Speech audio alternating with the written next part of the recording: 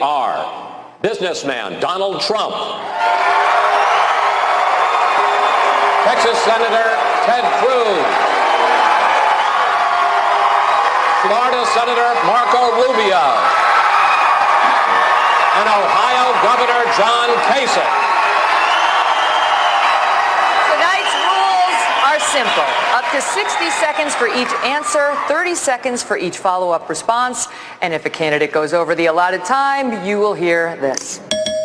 So pleasant. Lovely. We have a big crowd here, and while we expect the audience to be enthusiastic and responsive at times, and they have already been, we also expect them to be respectful, and we want the candidates to get their full time. So somewhere between a library and a Red Wings game. Am I right? You okay? Let's get started. Mr. Trump, as you may have heard, the 2012 Republican nominee for President Mitt Romney had some things to say about you today. He said your domestic policy will lead to recession. He said your foreign policy will make us less safe. And then he listed what he said are your personal qualities, quoting now Romney on Trump, quote, the bullying, the greed, the showing off, the misogyny, the absurd third-grade theatrics. He challenged you to answer with substance, not insults. How do you answer Mitt Romney, sir? Well, look, he was a failed candidate. He should have beaten President Obama very easy. He failed miserably, and it was an embarrassment to everybody, including the Republican Party. He went away, it looked like he went away on a vacation the last month. So I don't take that, and I guess obviously he wants to be relevant. He wants to be back in the game. As far as domestic policy and trade, which is killing our country, he said free trade, and I believe in free trade also. But if you look at China, and if you look at Japan, and if you look at Mexico, both at the border, by the way, where they're killing us, both at the border and with trade, and every other country we do business with, we are getting absolutely crushed on trade. And he said free trade, I say free trade great, but not when they're beating us so badly. With China, we're going to lose $505 billion in terms of trades. You just can't do it. Mexico, $58 billion.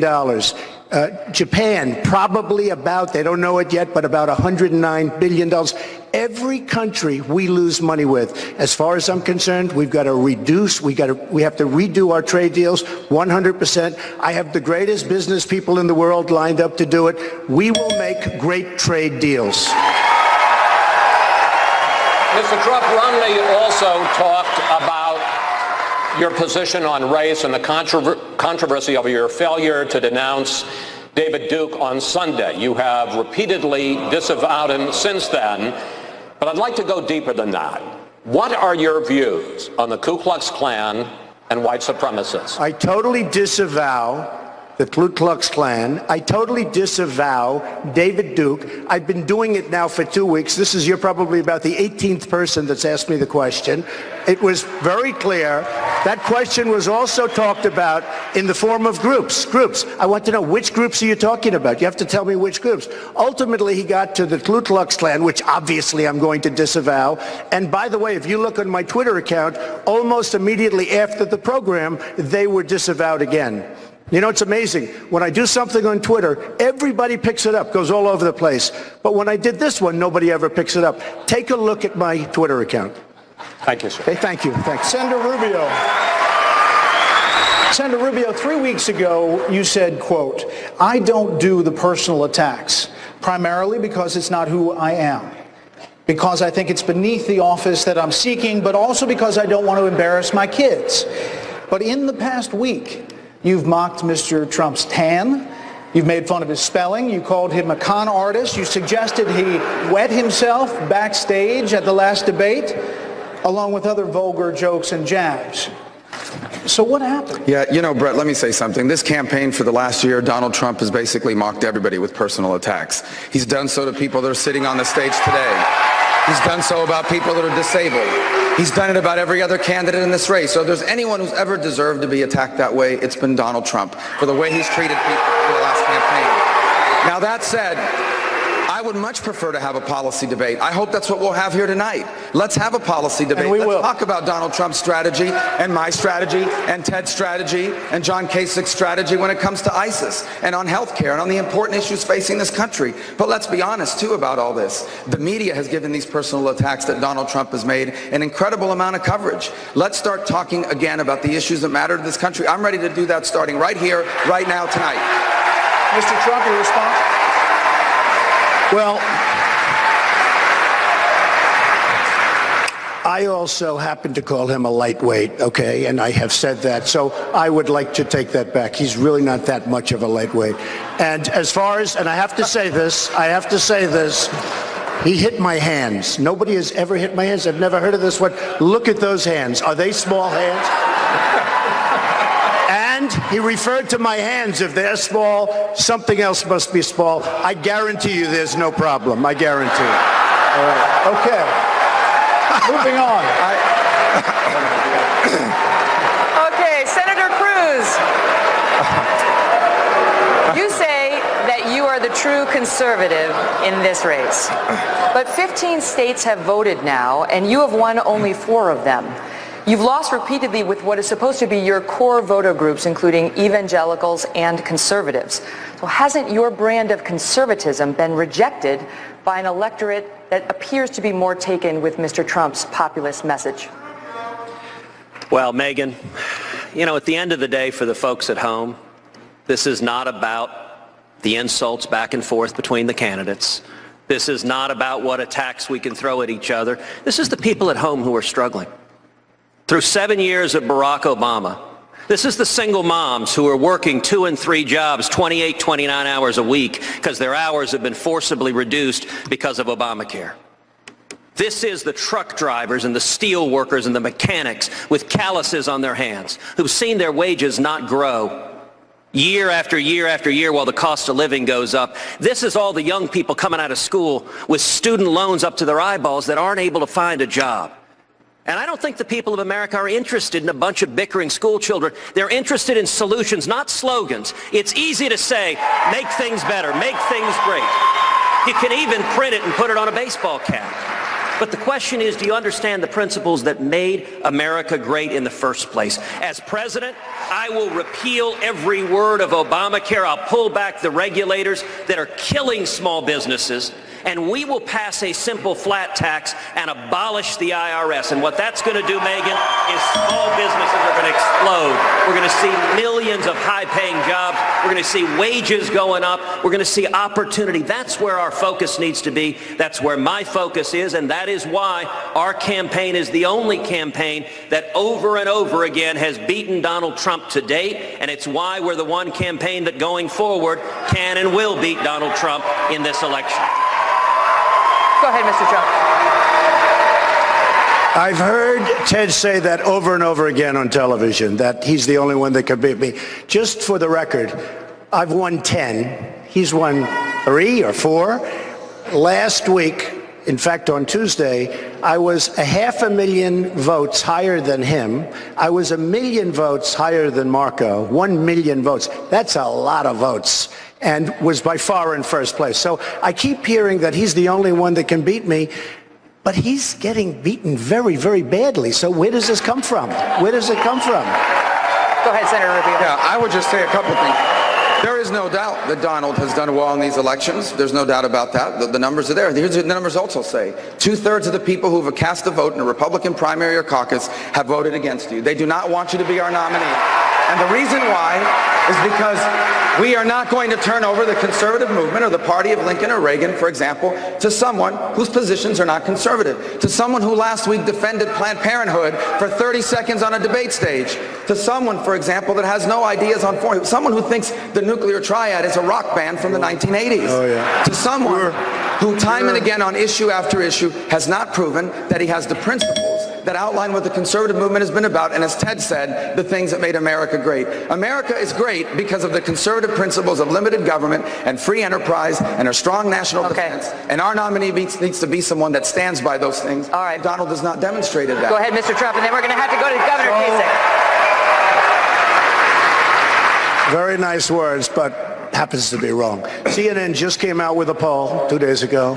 A national poll, excuse me, a national poll where he's at 15, he's at 14, and I'm at 49. So when he says 75%, that would mean that 80% of the people don't dig you, and I'm back down to 50. Of all the people on the stage, he performs the worst against Hillary Clinton. Wrong. I beat Hillary Clinton. I beat Hillary Clinton in many polls. I beat Hillary Clinton in many polls. If you're our nominee, excuse me, I think I'm talking. Hold on, excuse me. I beat Hillary Clinton in many polls.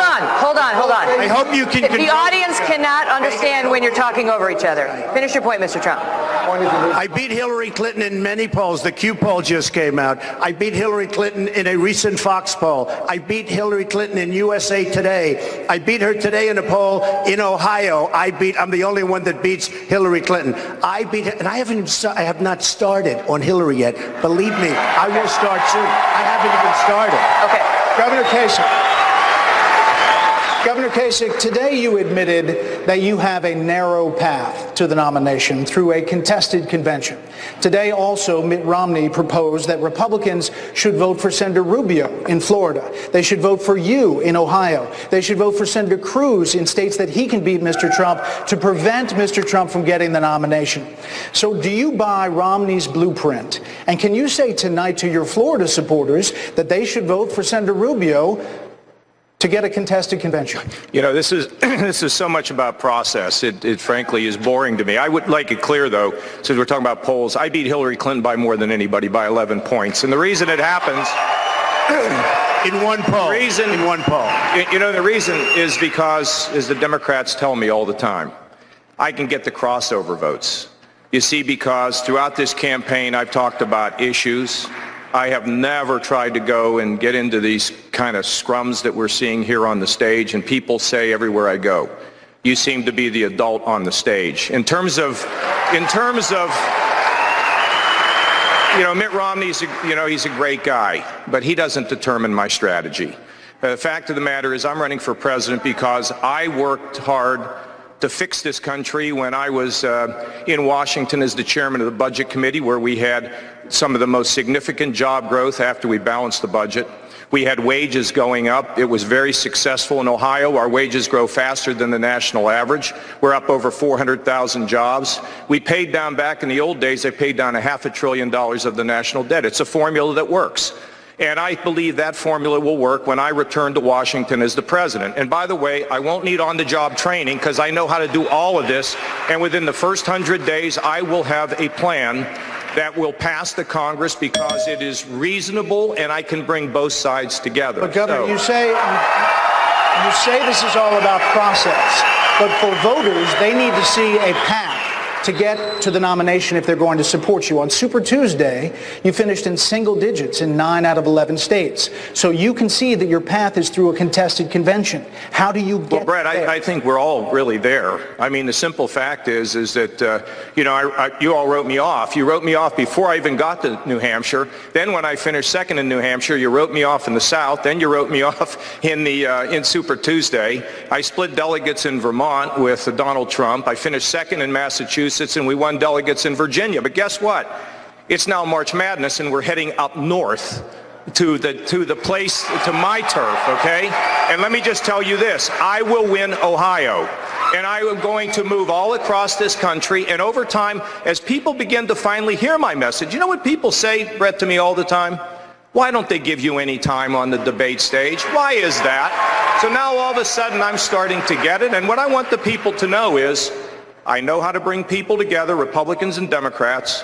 I have successfully, both at the federal level and the state level, brought economic growth, wage growth, and economic security to this country. And I want to go back and do it again. And I'm going to keep talking about my message of bringing people together and motivating people in the neighborhoods to realize they don't need somebody from Washington galloping in. There are many things they can do where they live because the strength of our country is in our neighborhoods and our families. And I'm going to keep doing this.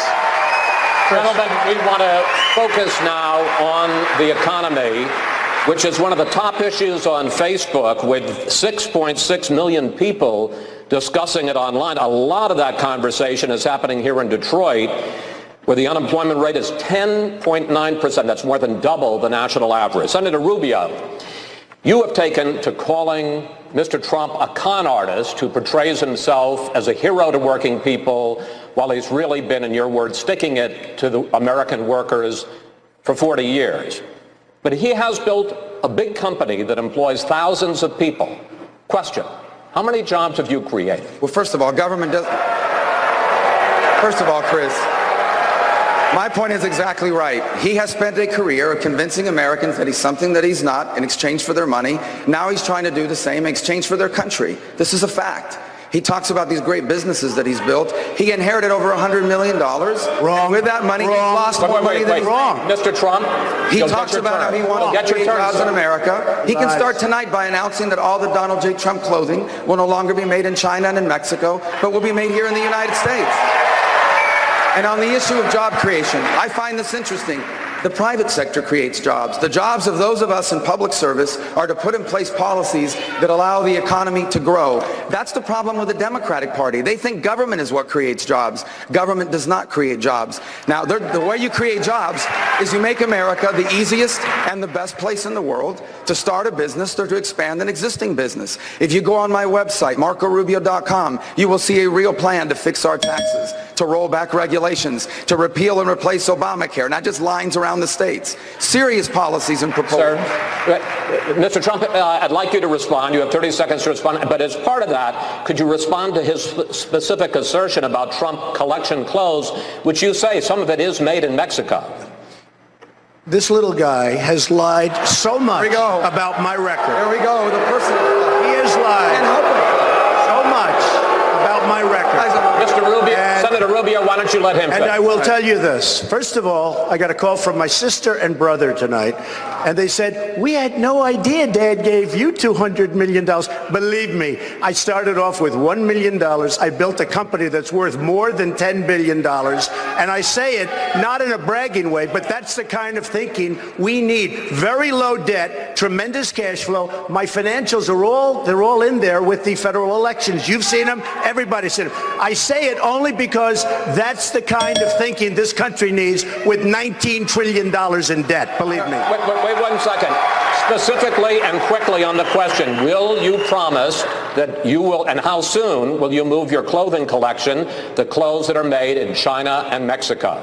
They devalue their currencies. I will do that. And by the way, I have been doing it more and more, but they devalue their currencies, in particular China. Mexico is doing a big number now also. Japan is unbelievable what they're doing. They devalue their currencies, and they make it impossible for clothing makers in this country to do clothing in this country. And if you look at what's happened on 7th Avenue, and you look at what's happened in New York with the garment industry, so much of the clothing now comes out from Vietnam, China, and other places. And it's all because of devaluation.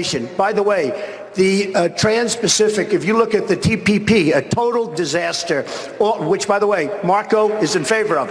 It is a disaster for our country. It's trying to be approved by various people, including President Obama. And I'll tell you something, the biggest problem with that is they don't take into concurrence the devaluation. Thank you. They're devaluing Thank you, Mr. Trump. Senator Rubio. And they're killing.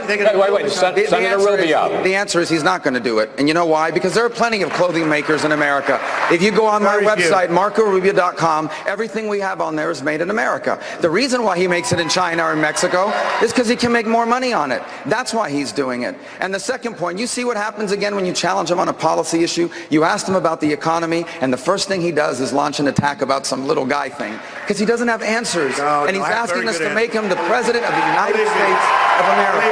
I know. This is not a game. I know what's happening on the economy. You don't know it. Well, then answer the economy You haven't question. employed in your life one But he person. doesn't answer I've the employed economy tens question. of thousands of people. You've bankrupted four companies. You haven't employed one person. You ever heard of Trump Steaks? You ever heard of Trump You know what? vodka? You know what? All Take of a these look at Trump companies that Steaks. He's ruined. By the way, that's Trump the other Steaks thing. is gone. You've ruined these Mitt companies. Romney He's not came gonna up make with America things that were great. false. Totally false. And now, the funny thing is, he didn't talk here you about the go. hundreds of really successful jobs, the buildings all over the world that are made a fortune. doesn't even and a lot look of at one people- of those buildings. He doesn't He talk doesn't about talk that. about I have a policy question for you, sir. Let's see if he answers it. I will. Don't worry about it, Marco. Don't worry about it. Don't worry about it, little Marco. I will. All right, well, let's hear Big Don. Donald. Don't worry about it, Don't worry about it, little Marco. Gentlemen, Gentlemen. You ought to show up. Gentlemen, you got to do better than this. This guy has the number one Mr. Trump, may I ask you, absentee Mr. Trump, record in the United I'd like to ask you a States. policy question. Doesn't show Your up to proposed vote. tax cut. That's why the people in Florida do not like him.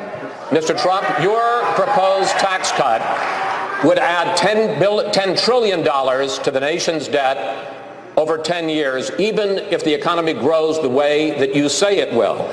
You insist that you could make up for a good deal of that, you say, by cutting waste, fraud, and abuse. Correct. Like what? And please be specific. Department of Education, we're cutting Common Core, we're getting rid of Common Core, we're bringing education locally.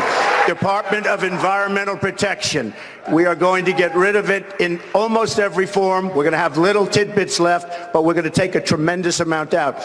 We have various other things. If you look at the IRS, if you look at every single agency, we can cut it down, and I mean really cut it down and save. The waste, fraud, and abuse is massive. Larry Kudlow, great guy, everybody respects him, said my plan for taxes and tax cutting is the best by far of everybody. But Mr. Trump, your numbers don't add up. Please put up full screen number 4. The Education Department, you talk about cutting. The total budget for the Education Department is $78 billion, and that includes Pell Grants for low-income students and aid to states for special education. I assume you wouldn't cut those things. The entire budget for the EPA, the Environmental Protection Agency, $8 billion. Okay. The deficit this year is $544 billion. That's more than $500 billion. Your numbers don't add up, Let me sir. explain something. Because of the fact that the pharmaceutical companies are not mandated to bid properly, they have hundreds of billions of dollars in waste. We don't bid properly. We don't have proper bidding procedures. The reason we don't is because they take care of all of the senators, all of the congressmen, and they don't bid. They don't go out to bid. Trump? Take a look. Excuse me. You're talking about hundreds of billions of dollars. No, you're not. If we went out to the proper bid. Of course you are. No, you're not, sir. Let's put up full screen number 2. You say that Medicare could save $300 billion a year negotiating lower drug prices. But Medicare total only spends $78 billion a year on drugs. Sir, that's the facts. You're talking about saving more money on Medicare. I'm saying saving through negotiation throughout the economy, you'll save $300 billion cut the federal a year. deficit. And that's a huge, of course it is. We're going to buy things for less money. Of course it is. That the works only out. money that we buy, the only drugs that we pay for is through Medicare. I'm not only talking about drugs, I'm talking about other things. We'll save more than $300 billion a year if we properly negotiate. We don't do that. We don't negotiate. We don't negotiate anything. Can I? No, I promise I'll get to you in a moment, sir. Senator Cruz, one of the centerpieces of your campaign, in fact, you mentioned it again tonight, is that you will abolish the IRS. Question, though. Who will collect the taxes that you're still calling for? Who will oversee to make sure that people pay the taxes that they rightfully owe?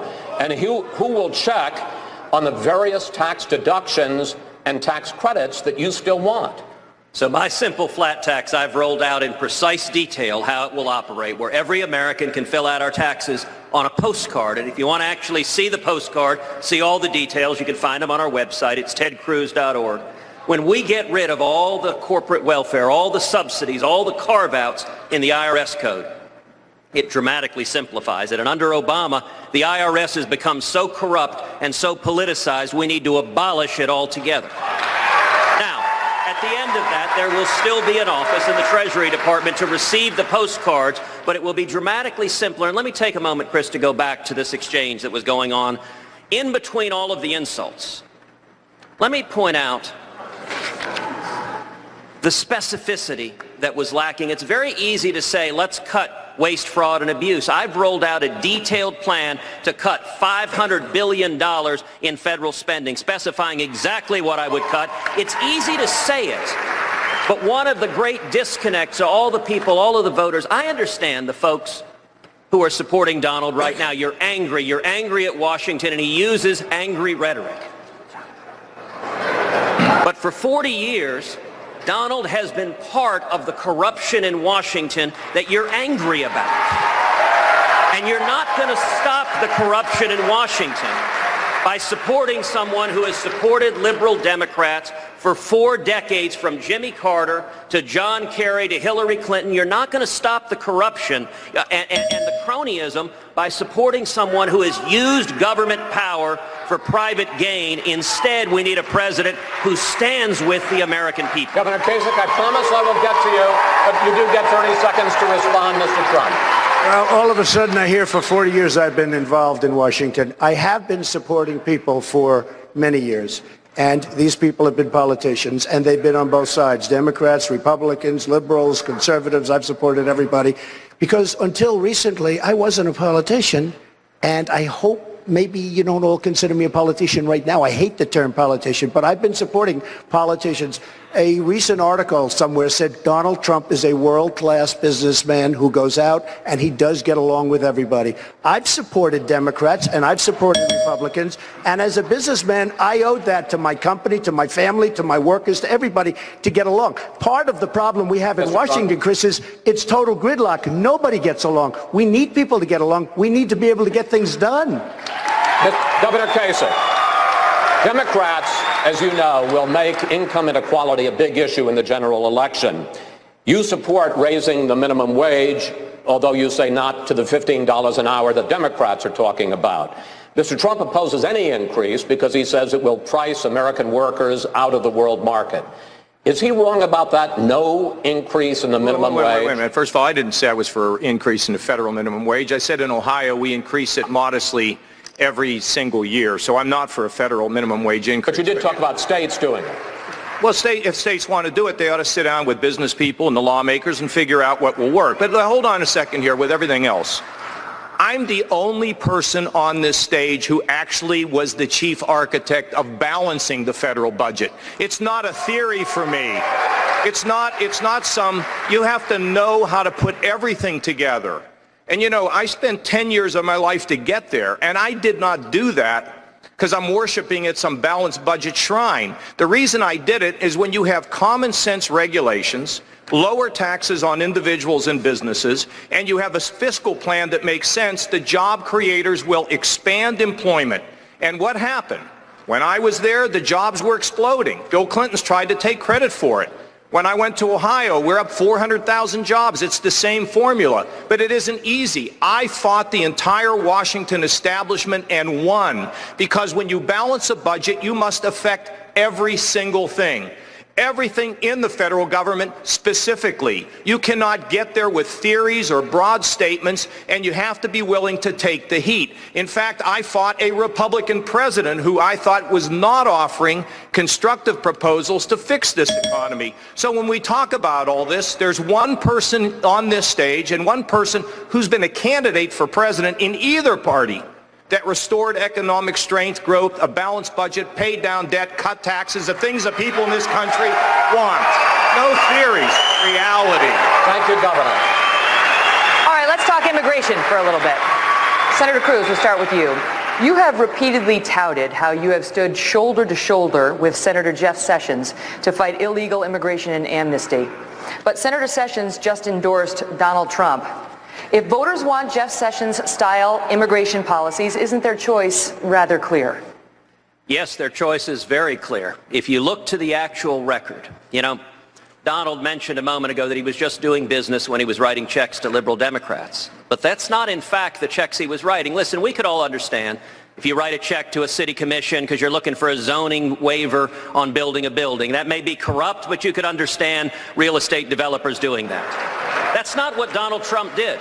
Donald Trump supported Jimmy Carter over Ronald Reagan. Donald Trump supported John Kerry over George W. Bush. If you don't like Obamacare, Donald Trump funded Harry Reid and Nancy Pelosi taking over Congress to pass Obamacare on immigration. If you don't like amnesty, if you don't like the Gang of Eight, Donald Trump funded 5 of the 8 members of the Gang of Eight, $50,000. And let's talk about this election.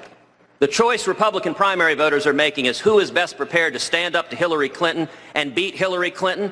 Donald Trump has written checks to Hillary Clinton not once, not twice, not 3 times, 10 times. And 4 of those checks were not to her Senate campaign. It wasn't that she was the New York senator and it was a cost of doing business. It was to her presidential campaign. Donald Trump in 2008 wrote 4 checks to elect Hillary Clinton as president. Okay. So I'd like to ask Donald, why did you write checks to Hillary Clinton to be president in 2008? It wasn't for business. And how can you stand on a debate stage now with her and say you don't think she should be president? Actually, it was for business. It was for business. I pride myself, including outside of the United States. I'm doing almost 120 deals outside of the United States, which I hope to be able to stop very soon and let my children handle it. But we're doing many, many deals outside of the United States. I support politicians. 2008, I supported Hillary Clinton. I supported many other people, by the way, and that was because of the fact that I'm in business. I did support very heavily Ronald Reagan. I also supported George Bush, by the way. All right, Mr. Trump. But what would you say stand by, to Hillary Clinton on the stand by, debate Senator stage Cruz. when you wrote her a check in 2008, wrote her 4 checks? Let me tell you something, Ted. The last person that Hillary Clinton wants to face is Donald Trump. That I can tell you. All right. Let's move on. And with all due respect, we have questions. We have questions. That I can tell you. Hold on a second. No. Hold on. We can do more of this later. So, Mr. Trump. Hi. Hello. How you doing? Nice to be with you, Megan. Great to have you here. You're looking well. You're looking As well. are you. Back in January, you gave an off-the-record interview to the New York Times. It was apparently audio taped. Now, a recent report in BuzzFeed, citing sources at the Times, reports that in that interview you expressed flexibility when it comes to your immigration policy, specifically with respect to your promise to deport the 11 million people who are now living here illegally. You have suggested that you may have expressed some flexibility when it comes to the size of the wall that you want to build, but did you tell them specifically that you are flexible when it comes to your deportation plans? I don't know exactly when you talk about off the record. First of all, BuzzFeed, they were the ones that said under no circumstances will I run for president. And were they wrong? But a lot of people said that. Then I did have a meeting with the editorial board of the New York Times, a very nice meeting. Many of those things were off the record, I think at their suggestion and my suggestion. And I think being off the record is a very important thing. I think it's a very, very powerful thing. And I will say this, these 3 gentlemen have gone off the record many times with reporters, and I think they want to honor it. And I would always honor that. I will say, though, in terms of immigration and almost anything else, there always has to be some, tug and pull and deal. And, when I watched Ted stand on the Senate floor, I had great respect for what he did. He stood there for a day and a half or something. In the meantime, what came of it? Nothing. You have to be able to have some flexibility, some negotiation. Now, sometimes you ask for more than you want and you negotiate down to the point. I may have discussed something like that with the New York Times, but I would never release off-the-record conversations. I don't think it's fair, frankly, to do that to anybody. How flexible are you on this issue? Not very flexible. No, not very flexible. I give the example. I'm going to build a wall. I'm the one that wants the wall. I'm the one that can build the wall. It's going to get built.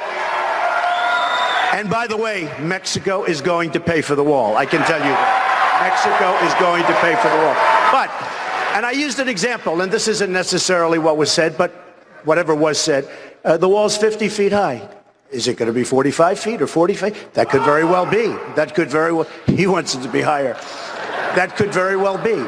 But there's always give and take. There's always negotiation. And the best negotiator that knows what he's doing will make a great deal. But we need give and take in government. If you don't have give and take, you're never going to agree on anything. Senator Rubio, you not only supported the failed immigration reform effort through the Gang of 8, but you're still on record as favoring an eventual path to citizenship for those who are here illegally. And in addition, you favored in-state tuition for Florida illegal immigrants. You've been hitting Mr. Trump hard on this flexibility discussion with the New York Times, but his supporters might say at least his opening stance was tough. Well, first of all, let me say that on the issue of the off the record, that's not up to the New York Times. That's up to you, Donald. If tonight you tell the New York Times to release the audio, they will do it, and we can exactly see what your true views are on immigration. Fine. Because it is a major issue in your campaign that you've made a center issue. Now, as far as my record on it is concerned, I absolutely want to solve this issue. And I did the best we could in a Senate that was controlled by liberal Democrats and Harry Reid in the hopes that the House, made up of conservatives, would take it up and make it even stronger. And I said that repeatedly at the time. I'm not just saying that now. I said it throughout that process. We do need to deal with this issue. When I'm president, it will not be dealt with the way it was done in the Senate. It'll be done first and foremost by bringing illegal immigration under control and proving it to the American people. And only after that is done can anything else happen. And it will be something the American people support. We'll see what they're willing to support. It's not going to be an executive order, and we're not going to ram it down their throats. Mr. Trump will let you respond, but do you want to, will you release the tapes? Will you authorize the Times to release the tapes? I will say one thing. What Marco said is, I understand it. He's talking about a little give and take and a little negotiation. And you know what? That's okay. That's not the worst thing in the world. There's nothing wrong with that. I happen to be much stronger on illegal immigration. Sheriff Joe Arpaio endorsed me, and if he endorses you, believe me, you are the strongest from Arizona. But give and take is okay, and I thought what he said is okay. We may differ on the degree, but what he said to me is okay. Will you release the tapes? No, authorize I the never Times do that. I would not do that. I don't think I have too much respect. If I deal with you off the record, if I deal with Brett or Chris off the record, I have too much respect for that process to say, just release everything. I would not do that. Okay, stand by. We're going to continue this right after the break. We have more. Coming up, more with Megyn, immigration, plus questions on other top issues, including the war on terror. The Fox News Republican presidential debate live from Detroit continues after a quick break. Back now to the questions.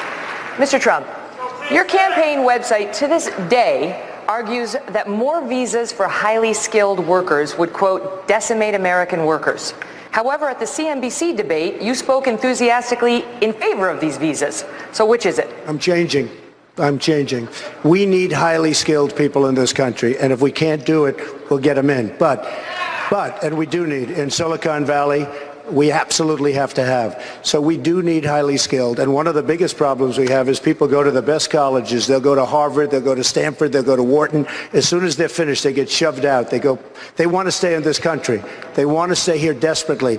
They're not able to stay here. For that purpose, we absolutely have to be able to keep the brain power in this country. So you are abandoning the position on your website. I'm changing it, and I'm softening the position because we have to have talented people in this country. And you're not releasing the discussion with the New York Times behind closed doors. That is correct. Which will have some asking whether on your immigration policies you are really just playing to people's fantasies, which is a tactic you praised in your book, The Art of the Deal. I'm not playing to anybody's fantasies. I'm playing to the fact that our country is in trouble, that we have a tremendous problem with crime. The border is a disaster. It's like a piece of Swiss cheese, and we're going to stop it. We're going to stop people from coming into our country illegally. We're going to stop it. Senator Cruz, not long ago, you proposed quintupling the number of these foreign worker visas. After you announced for president, you reversed yourself, citing reports that the program was being abused. But that abuse had been around long before your 180. In fact, it was so bad just a few months earlier that a bipartisan group of senators called for an investigation, and you declined to join them. Isn't it a good thing that the American public didn't trust Ted on that one? Well, the abuse of the H-1B program has been rampant, and in the face of that H-1B abuse, I have proposed and promised as president that I will impose a 180-day moratorium on the H-1B program to implement a comprehensive investigation and audit, because you've got U.S. companies that are firing American workers, bringing in foreign workers, and forcing them to train their replacements. And I would note that is not dissimilar to what we discovered at the last debate concerning the hotel that Donald owns down in Florida. Down in Florida, that hotel has brought in hundreds of foreign workers. And afterwards, it was really striking. I watched a CNN interview Donald did where he explained, he said, well, the problem is you can't find Americans who are qualified or who want to work as waiters and waitresses. Now, let me ask the people here, how many people here have worked as a waiter or waitress? Millions across this country. That is an astonishing statement. You know, Marco's dad started as a bartender. My dad started washing dishes. And yet, you know how many Americans wanted those jobs? Roughly 300 applied. Donald hired 17. And that's why this New York Times tape is so troubling. Because what's been reported is that Donald told the editorial board of the New York Times, what I'm saying on immigration, I don't believe. I'm not going to build a wall. I'm not going to deport people. This is all just rhetoric for the voters. Now, if he didn't say that, He has an easy solution. Simply release the tape. But for everyone at home who's mad at politicians who lied to us, Donald's record right now, as he's standing here, his record right now is one of repeatedly hiring illegal aliens and using American workers. Go ahead, Mr. Trump. First of all, I've had tens of thousands of people working for me, most of which, almost 98, 97, 98% of the people in this country, from this country, I'm very proud of it. You have a club in Palm Beach, Florida called the Mar-a-Lago Club. It's a very, very successful club. It has a very short season. It's called The Season. And it goes from November till March. It's a few months, 5 months at the most. People don't want a short-term job. They don't want. So we will bring people in and we will send the people out. All done legally, all done with a process that's approved by government, 100% approved. We bring people in, we bring them out. When we can, we hire people from Palm Beach or West Palm Beach. But we bring people in, we bring them out. We want to hire as many Americans as we can. But they don't want part-time, very short part-time jobs. Understood. Thank you. That's not accurate. I'm sorry, Megan. That's not accurate. There were at least 300 Americans that applied last year. None of them were hired. Some of them have been interviewed. It's wrong. They were not hired. And here's why he does it this way. Let me explain why he hires them H-2B. Because when you bring them in this way, when you bring someone in from abroad on one of these visas, they can't go work for anybody else. They either work for you or they have to go back home. You basically have them captive. So you don't have to worry about competing for higher wages with another hotel down the street. And that's why you bring workers from abroad. You argue that you're here to fight on behalf of the American worker, but when you have chances to help the American workers, you're making your clothes overseas and you're hiring your workers from overseas. Go ahead, sir. The other hotels during the season, they do the same thing. They take in a lot of people because you can't get them. They take in a lot of people. Long-term employees, we don't do that. But short-term employees, we have no choice but to do it. And other hotels in that very, very hot area. It is a very hot area. It is very, very hard to get people. But other hotels do the exact same thing. And just so you understand, just again, this is a legal process. This is a procedure. It's part of the law. I take advantage of that. There's nothing wrong with it. We have no choice. Donald, you could resolve this issue very quickly by simply releasing the New York Times tape. Because listen, maybe it's right that you didn't tell them you're misleading the American people. The tapes were not on the subject. If you didn't tell them that, the tapes will prove you're innocent. But if in fact you went to Manhattan and said, I'm lying to the American people, then the voters have a right to know. No, you're the liar. You're the lying guy up here. You're the one. You're the one. Release the You're the one. Now let me just tell you. Let me just say, excuse me. I've given my answer, Lion Ted. I've given my answer. All right, let's leave it at that. Let's leave it at that. We have more to get to. Gentlemen, the next topic to discuss, terrorism. Senator Rubio, ISIS is a big topic of conversation on Facebook. We have a map that shows the conversation about ISIS around the country. You propose sending a larger number of American ground troops to help defeat ISIS in Syria and Iraq. But military commanders say the biggest ISIS threat to Europe in particular now is coming from Libya, not Syria. So just to be clear, if you're for putting more U.S. ground troops in Iraq and Syria, are you also ready to send U.S. ground troops on the ground in Libya? Well, Brett, what I've argued from the very beginning is ISIS, in order to defeat ISIS, you must deny them operating spaces. This is how ISIS, or any radical group for that matter, can grow. It's how al-Qaeda was able to carry out 9/11. Is that the Taliban gave them an operating space in Afghanistan. Today, that operating space has largely been based in Iraq and Syria, but I've been warning about the Libyan presence for the better part of 2 years. So they need to be targeted wherever they have an operating space. They do need to be defeated on the ground by a ground force made up primarily of Sunni Arabs themselves. This is a radical Sunni movement. They can only be defeated if they are driven out and the territories held by Sunni Arabs. But it will require a significant number of American special operators in combination with an increase in airstrikes. And that will include, if necessary, operating spaces in Libya, which in fact they are using to project into the Sinai against Egypt and ultimately into Europe as well. Governor Kasich, would you put ground troops in Libya? Well, first of all, just to be clear, not only did I serve for 18 years on the Defense Committee, more than anybody on this stage, but secondly, I was called into the Pentagon after 9/11 to help Secretary Rumsfeld with some of his difficulties. I will say, look, let me tell you what happened with Libya, and I pointed out in the last debate. Hillary Clinton worked aggressively to depose Muammar Gaddafi. We had no business doing it. He was working with us. He was cooperating with us. He denuclearized. And now they pushed him out. and now we have a fertile ground for ISIS. Fortunately, in Libya, there's only a few cities on the coast because most of Libya is a desert. The fact of the matter is we absolutely have to be, and not just with special forces. I mean, that's not going to work. Come on, you got to go back to the invasion when we pushed Saddam Hussein out of Kuwait. We have to be there on the ground in significant numbers. We do have to include our Muslim Arab friends to work with us on that, and we have to be in the air. And it should be a broad coalition made up of the kinds of people that were involved when we defeated Saddam.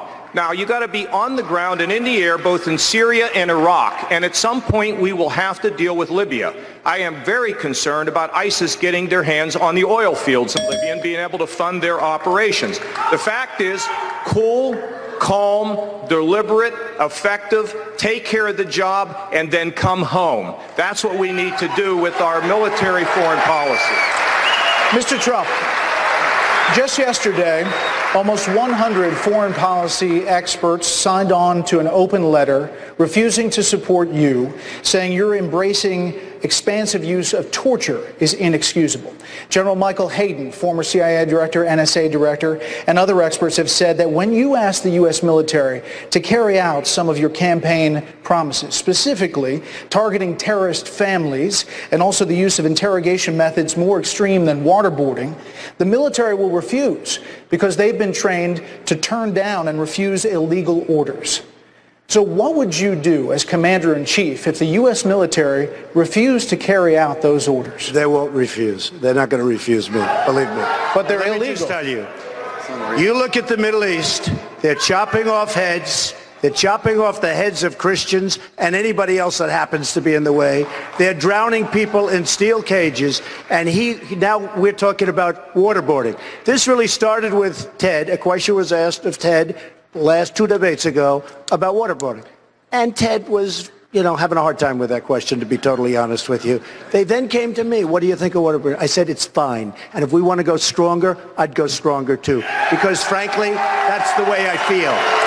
Can you imagine these people, these animals over in the Middle East that chop off heads, sitting around talking and seeing that we're having a hard problem with waterboarding? We should go for waterboarding, and we should go tougher than waterboarding. But targeting terrorist families? And I'm a leader. I've always been a leader. I've never had any problem leading people. If I say do it, they're going to do it. That's what leadership is all about. Even targeting terrorist families? Well, look, when a family flies into the World Trade Center, a man flies into the World Trade Center, and his family gets sent back to where they were going, and I think most of you know where they went. And by the way, it wasn't Iraq. But they went back to a certain territory. They knew what was happening. The wife knew exactly what was happening. They left 2 days earlier with respect to the World Trade Center, and they went back to where they went, and they watched their husband on television flying into the World Trade Center, flying into the Pentagon, and probably trying to fly into the White House, except we had some very, very brave souls on that third plane. All right? Senator Cruz, I have no problem with it. Senator Cruz? Brett, I think the American people understand that yelling and cursing at people doesn't make you a tough guy.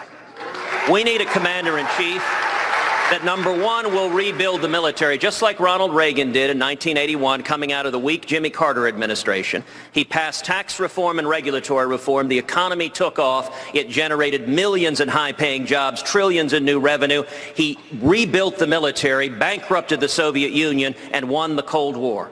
As president, I will do the exact same thing with radical Islamic terrorism. We will rebuild this military so that it remains the mightiest fighting force on the face of the planet. And then when I am commander-in-chief, every militant on the face of the earth will understand that if they go and join ISIS, if they wage jihad against the United States of America, they are signing their death warrant. In 2013, you said you were open to the possibility that Edward Snowden had performed a considerable public service, you said back then, in revealing certain aspects of the NSA procedures. Many of your colleagues in the Senate, including Senator Rubio, called him a traitor. It took you until January of this year to call him a traitor and say he should be tried for treason. Why the change of heart, and why did it take you so long? Well, Brett, as someone who spent much of his life in law enforcement, I believe you should start with the facts and evidence first before ending up with the verdict. When the news first broke of the United States government engaging in massive surveillance on American citizens, that was a very troubling development, and it's why the United States Congress acted to correct it. Now, at the same time, I said in that initial statement that if the evidence indicated that Edward Snowden violated the law, he should be prosecuted for violating the law. And indeed, since then, the evidence is clear that not only did Snowden violate the law, but it appears he committed treason. Treason is defined under the Constitution as giving aid and comfort to the enemies of America. And what Snowden did made it easier for terrorists to avoid detection. And Snowden's comments afterwards and his behavior afterwards, he fled to Russia, he fled to China. His conduct afterwards indicates that he was not a whistleblower, but instead he was undermining the ability to defend this country. But we need a president who isn't rash, who doesn't just pop off at the hip, but waits to see what the facts are and then acts to defend this country. Mr. Trump, you've repeatedly deflected calls for specific national security or defense policy plans with the claim that you'll ask the best people when you become president and take their advice. So who are the best people? Can you reveal 2 or 3 names that you trust for national security? I think Richard Haas is excellent. I have a lot of respect for him. I think General Kane is excellent. I think that I like Colonel Jacobs very much. I see him. I know him. I have many people that I think are really excellent, but in the end, it's going to be my decision. When you just asked the question about Snowden, I will tell you right from the beginning, I said he was a spy and we should get him back. And if Russia respected our country, they would have sent him back immediately. But he was a spy. It didn't take me a long time to figure that one out, believe me. But I would get the best people that I'd be comfortable with, and we will do the right thing. Brett, it's very interesting to note. I think it's for the good of the record here that they took a survey of Foreign Policy magazine, 700 foreign policy experts. Who would be the best person to conduct foreign policy of all the candidates in the race? I received 55% of the vote. Jeb Bush received 30% of the vote, and everybody else, none of them made double digits. And that's because you have to have the experience. And, we hear about Ronald Reagan rebuilding the military. I was there when Ronald Reagan rebuilt the military. I worked with him. I was there when Ronald Reagan rebuilt the economy. I was there, and I worked with him. I knew Ronald Reagan. And I'll leave it right there with what comes after that. You can figure that one out. Governor Kasich, thank you. We're going to have more questions for the candidates right after this break. And during the commercial break, join us for a Facebook Live on the Fox News Facebook page and tell us what you think about tonight's debate in the comments section. Back in a moment. Welcome back to the historic Fox Theater in downtown Detroit and the Republican presidential debate. Let's get right back to the questions. Mr. Trump, one of the things people love about you is they believe you tell it like it is. But time and time again in this campaign, you have actually told the voters one thing only to reverse yourself within weeks or even sometimes days. We've teed up just 3 examples in a videotape similar to those we used with Senator Rubio and Senator Cruz in the last debate. The first is on whether the war in Afghanistan was a mistake. Watch. What about in Afghanistan? Do you believe that American boots should stay on the ground in Afghanistan to stabilize the situation? We made a terrible mistake getting involved there in the first place. That thing will collapse about 2 seconds after they leave, just as I said that Iraq was going to collapse after we leave. About Afghanistan, you said we made a terrible mistake getting involved there in the first place. We made a mistake going into Iraq.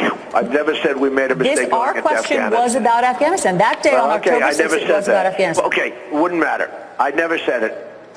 Next, on whether we should accept the Should I respond to that first? 2 more and then you'll have the floor. Next, on whether we should accept the Syrian refugees. On whether we should accept the Syrian refugees. Do you object to migrants who are getting out of the Middle East and North Africa? Do you object to them coming to the USA? I hate the concept of it, but on a humanitarian basis with what's happening, you have to. It's living in hell in Syria. There's no question about it. They're living in hell. Are you saying absolutely people from Syria, the Middle East, should we allow any of them into this country? Look, from a humanitarian standpoint, I'd love to help, but we have our own problems. We have so many problems that we have to solve. Most recently, on whether President George W. Bush lied to get us into the Iraq War.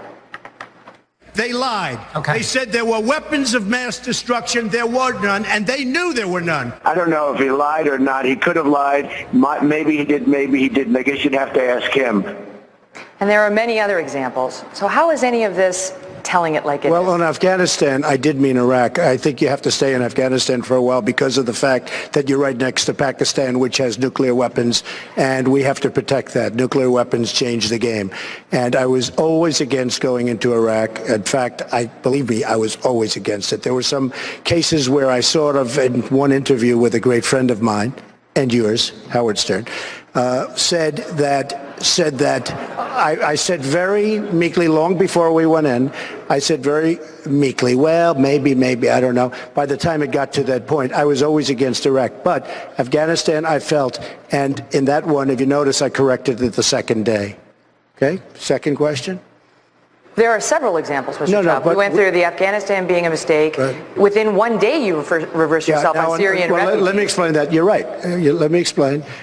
First time the question had been put to me, it was very early on. The migration had just started, and I had heard that the number was a very, very small number. By the second day, 2 or 3 days later, I heard the number was going to be thousands and thousands of people. You know, when they originally heard about it, they were talking about bringing very, very small numbers in. And I said, begrudgingly, well, I guess maybe that's okay. It was not like, let's bring them in. Because I think we should build a safe zone. We should really, what we should be doing is building safe zones so they can stay in their own country and not go all over. And at least this way, we're not going to have the problem. That's what we have to do.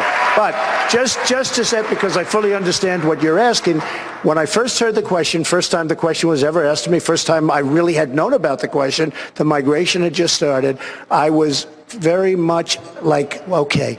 By the time I went back and studied it, and they were talking about bringing thousands and thousands, I changed my tune. And I don't think there's anything wrong with that. But the point I'm going for is you change your tune on so many things, and that has some people saying, what is his core? Megyn, I have a very strong core. I have a very strong core. But I've never seen a successful person who wasn't flexible, who didn't have a certain degree of flexibility. You have to have a certain degree of flexibility. You can't, for instance, let's say on the second question, you can't say it's okay, and then you find out it's not okay, and you don't want to do anything. You have to be flexible because you learn. I mean, before I knew, the question was asked by Bill, and the next day or the couple of days later, the question was asked by I was asked by a number of people, actually. I was asked by Sean, but I was asked by a number of people. But by that time, the number had increased significantly. Sean was the next day after Bill. The next day. But I had learned. I mean, nobody had ever asked me the question. This was brand new. And I really mean it. You have to show a degree of flexibility. If you're going to be one way and you think it's wrong, does that mean the rest of your life you have to go in the wrong direction because you don't want to change? But I think there's Megan, Go ahead, Governor. Look, I did 200 meetings in New Hampshire. I don't know how many in Michigan now. And in these town halls, people come in and they're very emotional meetings. And you know what they really want to know? If somebody tells them something, can they believe it? And the reason why people are so upset in this country is because politicians all the time tell them what they want to hear.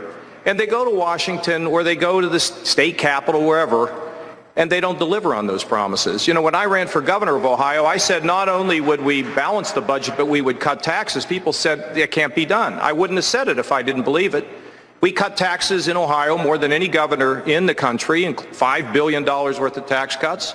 We're now running a surplus in Ohio. But you see, what's getting in the hearts and souls of people is they want change, and they keep putting outsiders in to bring about the change. Then the change doesn't come. Then they put more outsiders in because we're putting people in that don't understand compromise, they don't understand policy, and people are getting more and more frustrated with the system, which is why we must pick somebody that has a record of achievement, not just talk, not just talk, but a record of achievement. That's how we'll restore credibility. This is not just about flexibility. There's a difference between flexibility and telling people whatever you think you need to say to get them to do what you want them to do. And that's what Donald has done throughout his career. Well, he did. That's why Trump University is so relevant here. I saw this video last week where he's sitting in front of a camera saying, we're going to hire the best people, and I'm going to handpick them, and they're going to be handpicked instructors, the best instructors in the world. One of them, by the way, was a manager at a Buffalo Wild Wing. And that's who they hired to do this. And people borrowed money, and they signed up for this fake university. And these people owe all of this money now, and they got nothing in return for it. But you were willing to say whatever you had to say to get them to give you their money. Go ahead. We're not going to do that. We'll find out when we have the trial. By the way, just so you understand, this is a case I could have settled very easily, but I don't settle cases very easily when I'm right. 98% approval rating. We have an A from the Better Business Bureau. We have a 98% approval rating of people that took the course.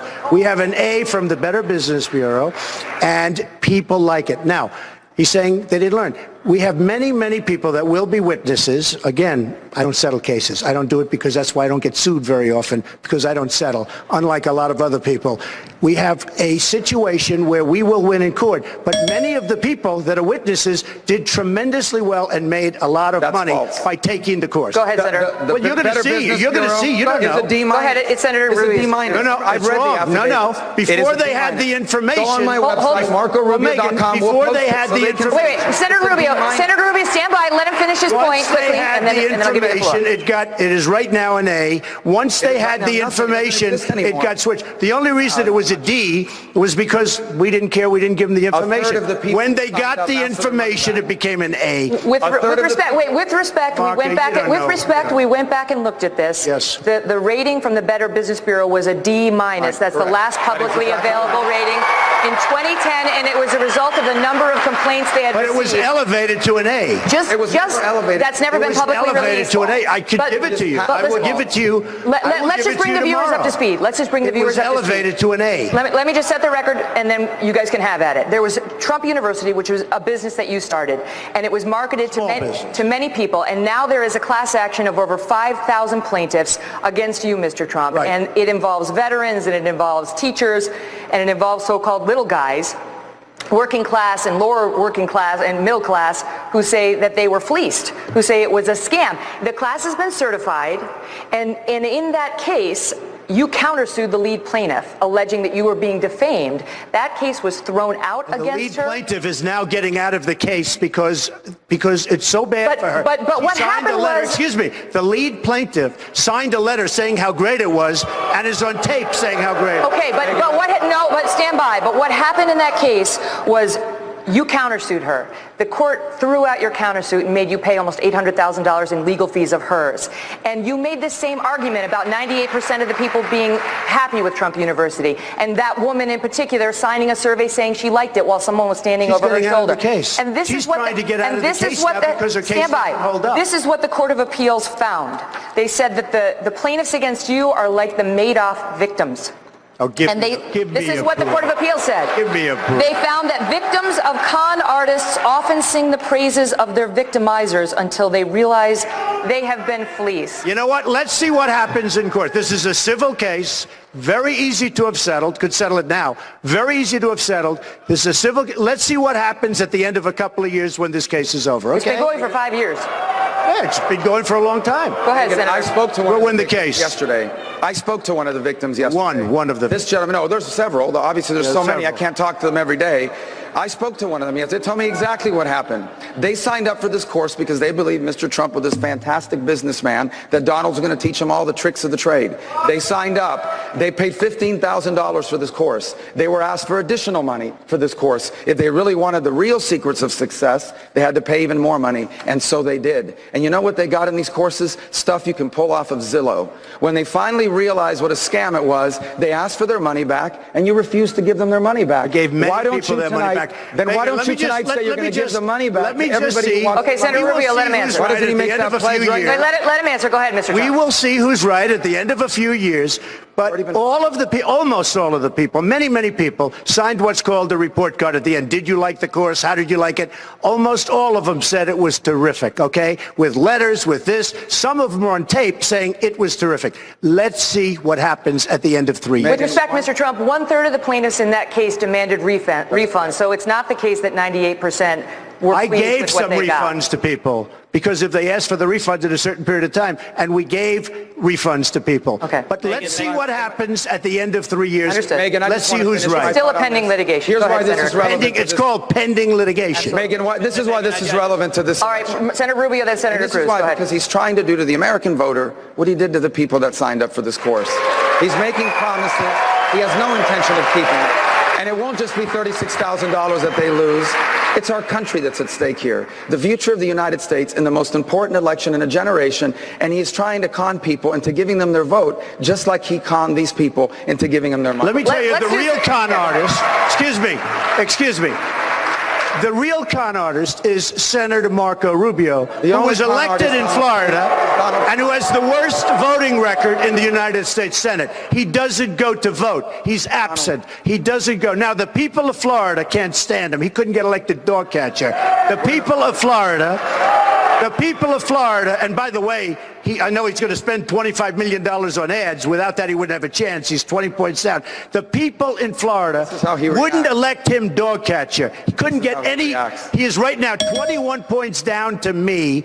And, you know, again, there'll be a lot of advertising. It's the only thing that might save him, but I doubt it. I'm coming to you next, but go ahead. He scammed the people of Florida. He scammed. He doesn't vote. He doesn't show up in the U.S. Senate. He doesn't vote. He scammed the people. Understood.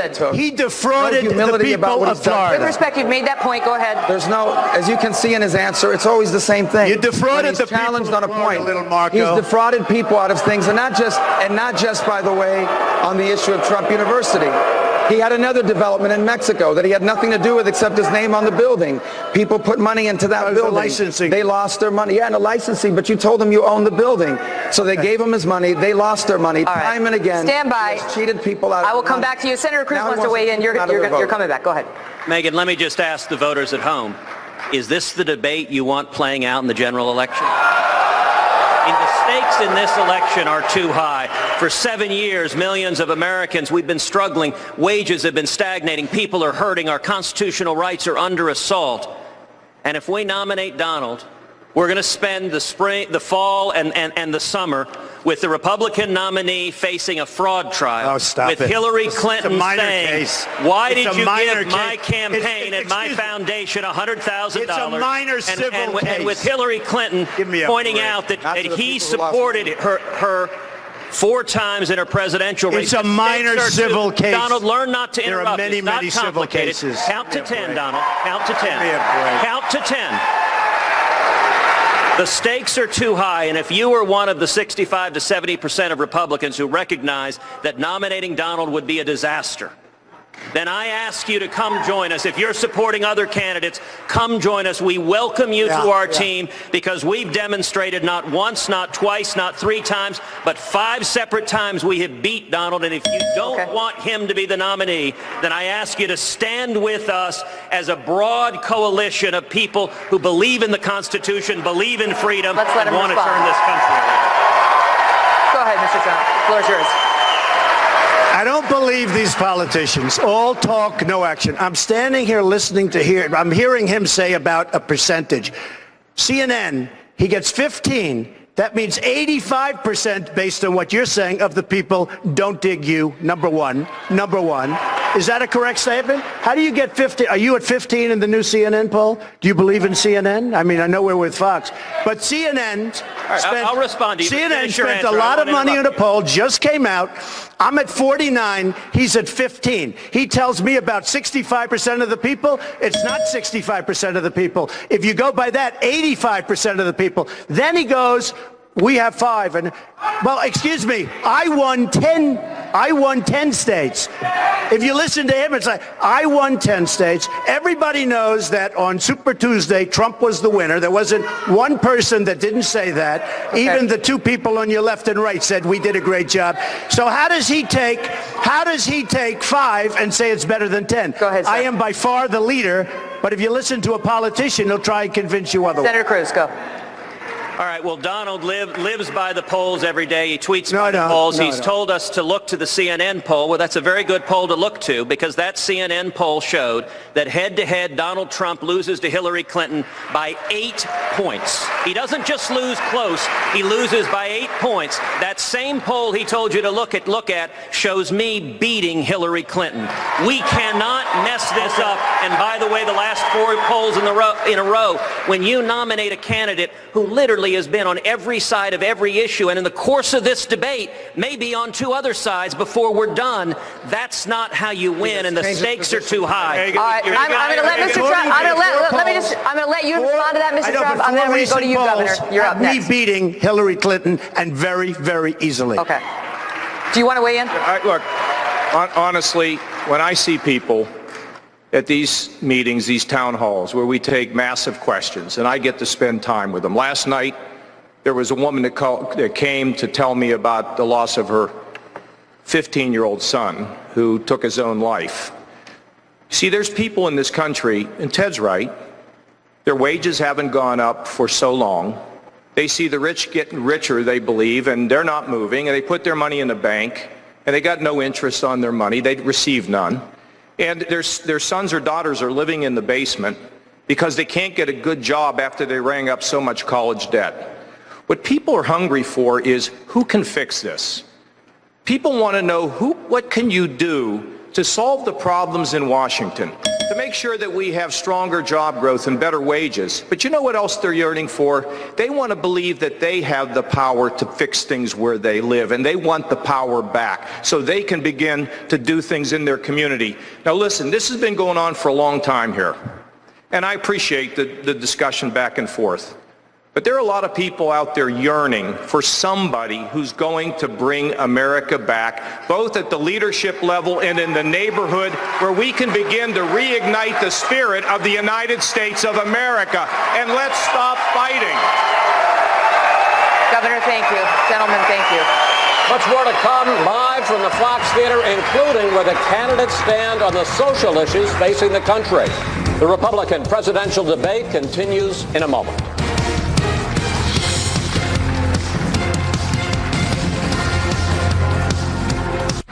Sailing through the heart of cities and landscapes with Viking, you'll see things differently. You'll get closer to iconic landmarks, to local life and cultural treasures. It's a feeling that only a river can give you, that only Viking can give you. Spend less time getting there and more time being there. Viking River Cruises, exploring the world in comfort. I think it landed last Tuesday. 1 second it's there, then whoosh, it's gone. I swear I saw it swallow 7 people. 7. If I just wished one of those people could have been Mrs. Johnson. Trust me, we're dealing with a higher intelligence here. The all-new Audi Q7 is here.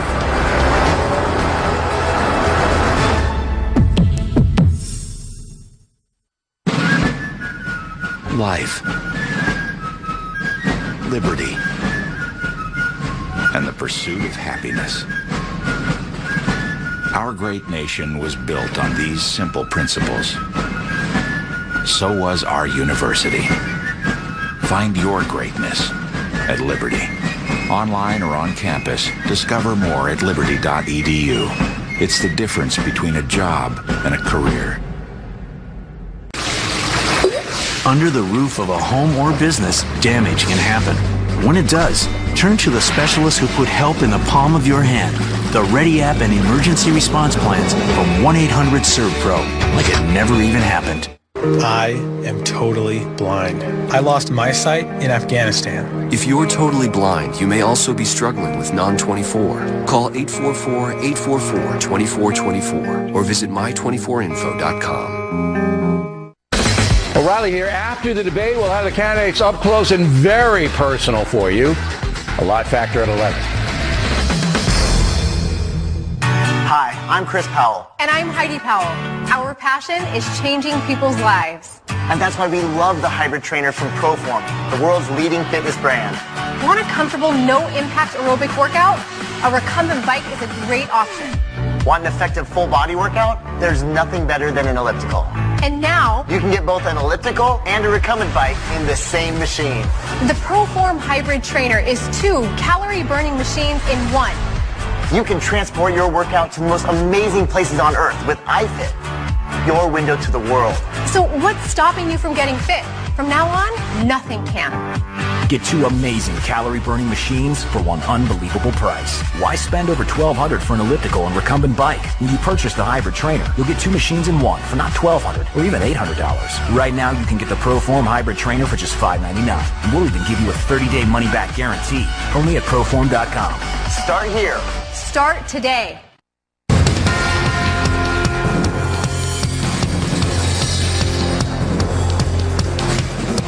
Welcome back, everybody, to the Fox News Republican presidential debate. We want to get right back to the questions. We are here in Detroit. The top issues in Michigan, according to Facebook, are displayed in a word cloud you're taking a look at. The second biggest issue is clean water. That, of course, is directly tied to the situation in Flint. Senator Rubio, Bernie Sanders, and Hillary Clinton have both been to Flint. They are both running ads in this state focusing on that, focusing on supporting Flint and fixing the problems, showing images of people in Flint thankful that they're there. Without getting into the political blame game here, where are the national Republicans' plans on infrastructure and solving problems like this? If you talk to people in this state, they are really concerned about Flint on both sides of the aisle. So why haven't GOP candidates done more or talked more about this? Well, I know I've talked about it, and others in our campaign have talked about it, and other candidates have talked about it as well. What happened in Flint was a terrible thing. It was a systemic breakdown at every level of government, at both the federal and partially at both the state and partially at the federal level as well. And by the way, the politicizing of it, I think, is unfair, because I don't think that someone woke up one morning and said, let's figure out how to poison the water system to hurt someone. But accountability is important. I will say I give the governor credit. He took responsibility for what happened. And he's talked about people being held accountable and the need to change this, Governor Snyder. But here's the point. This should not be a partisan issue. The way the Democrats have tried to turn this into a partisan issue, that somehow Republicans woke up in the morning and decided, oh, it's a good idea to poison some kids with lead. It's absurd. It's outrageous. It isn't true. All of us are outraged by what happened, and we should work together to solve it. And there is a proper role for the government to play at the federal level in helping local communities to respond to a catastrophe of this kind, not just to deal with the people that have been impacted by it, but to ensure that something like this never happens again. Thank you, Senator. Governor Kasich, the city of Detroit has long suffered with urban blight, broken streetlights, dilapidated and vacant houses, and so on. In 2013, Detroit actually declared bankruptcy, which helped, but the schools here remain a big problem. They're $3.5 billion in debt and are some of the most troubled and poorly testing in the country. The kids too often go to classrooms that are unsafe, falling apart, infested with rodents and insects.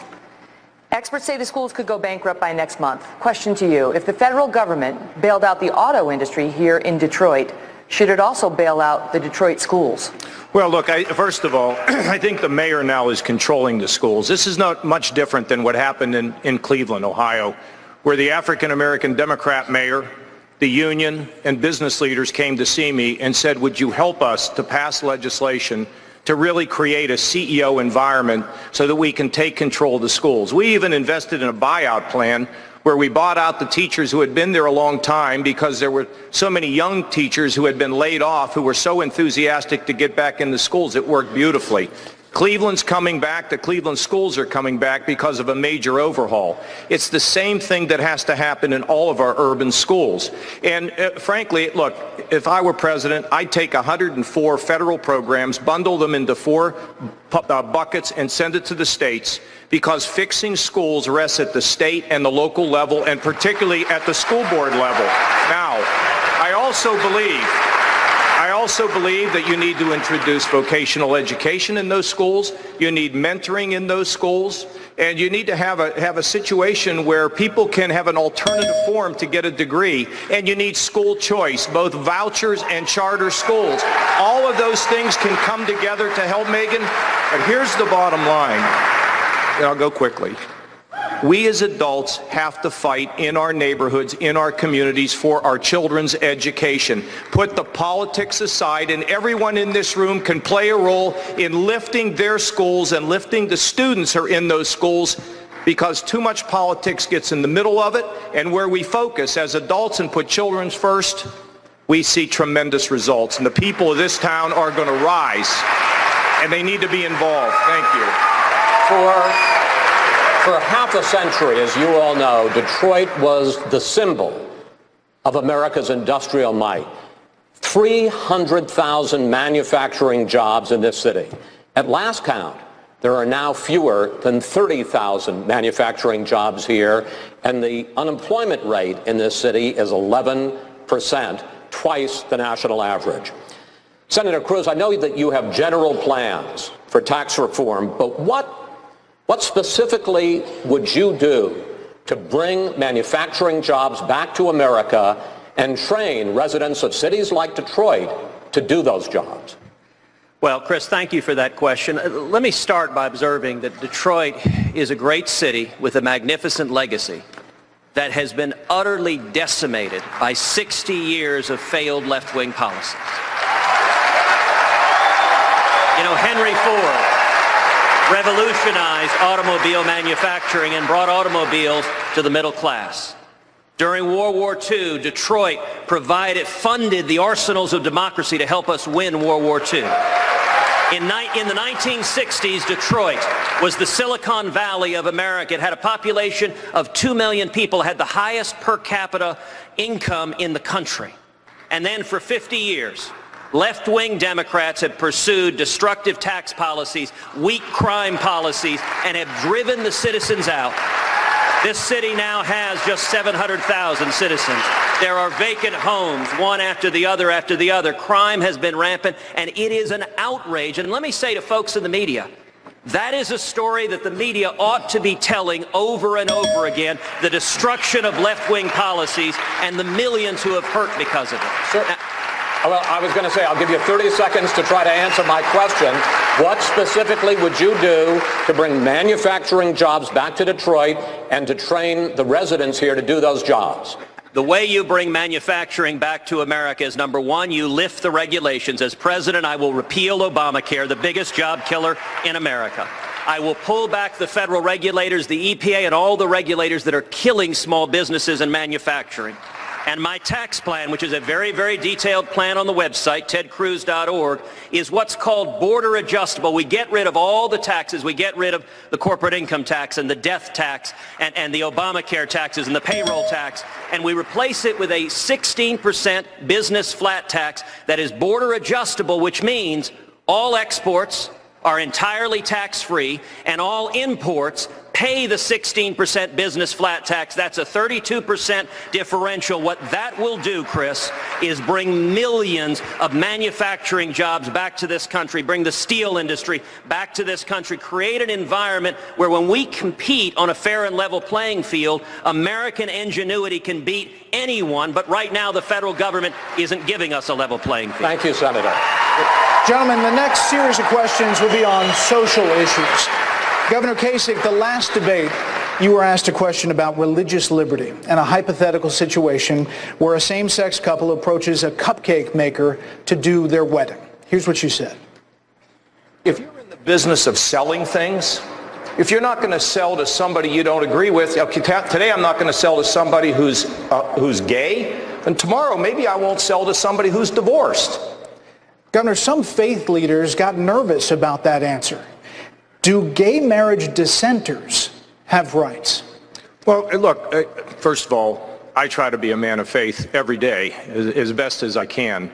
And I try to focus in my faith on the do's, and I think the don'ts will take care of themselves once I get the do's right, which is humility and loving my enemy and caring for my neighbor. But secondly, look, you're in the commerce business, you want to sell somebody a cupcake, great, okay? But now if they ask you to participate in something you really don't like, that's a whole nother issue, okay? Another issue.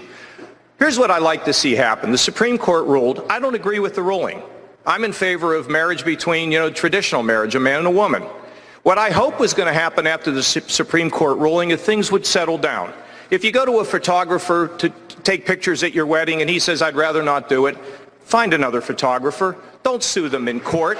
You know what? The problem is, in our country, we need to learn to respect each other and be a little bit more tolerant for one another. And at the end of the day, don't go to court. Can't we have common sense in America? That's the way it used to be. And there was a book written called The Death of Common Sense. We need to bring it back. But at the end of the day, if somebody is being pressured to participate in something that is against their deeply held religious beliefs, then we're going to have to think about dealing with a law. But you know what? I'd rather people figure this out without having to put another law in the books and have more arguments in this country. Why don't we come together as a country, respect one another, love one another, and lift this country? I think that's what people want. So, Senator thanks Cruz. for asking. Senator Cruz, the U.S. Supreme Court obviously declared same-sex marriage legal in all 50 states, a decision you have criticized. Given the current status of the law, do you believe a gay couple should be able to adopt? Well, listen, adoption is decided at the state level, and I am a believer in the 10th Amendment in the Constitution. I would leave the question of marriage to the states. I would leave the question of adoption to the states. That's the way it's been for 2 centuries of our nation's history, until 5 unelected judges in an illegitimate and wrong decision decided to seize the authority over marriage and wrongfully tear down the marriage laws of all 50 states.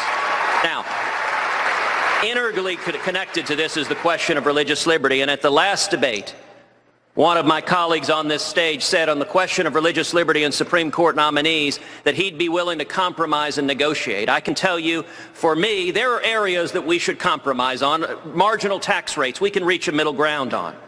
But when it comes to core principles and convictions, when it comes to the Constitution and Bill of Rights, I can tell the men and women at home, I will never compromise away your religious liberty. And for me, Brett, religious liberty has been a lifelong passion. I've spent 2 decades defending religious liberty, including defending the 10 Commandments before the U.S. Supreme Court and winning, defending the Pledge of Allegiance before the Supreme Court and winning, and defending the Mojave Desert Veterans Memorial, a lone white Latin cross that was erected to honor the men and women who gave their lives in World War I. I represented 3 million veterans for free, Senator, defending that memorial, and we won 5-4 before the Senator, Supreme thank you. Senator Cruz definitely avoided saying your name, Mr. Trump, but I think he was referring to you and your religious liberty answer. Would you like to respond? I have nothing to say. I mean, I generally speaking agree with what he said. I would have certainly have rather left it to the states. I was always in favor. I was very surprised when they came up with that decision. I would have preferred had it been left to the states, and I think most people would have preferred that. Senator Rubio, the late Supreme Court Justice Antonin Scalia, a conservative icon, obviously pointed out in United States versus Heller that, like most rights, the Second Amendment right is not unlimited. Just like the First Amendment doesn't allow you to go into a theater and yell fire, he said the Second Amendment leaves room to regulate guns. So do you agree with Justice Scalia? And if so, what limits would you draw around the Second Amendment? As few as possible. The Second Amendment, as I've said before, is not a suggestion.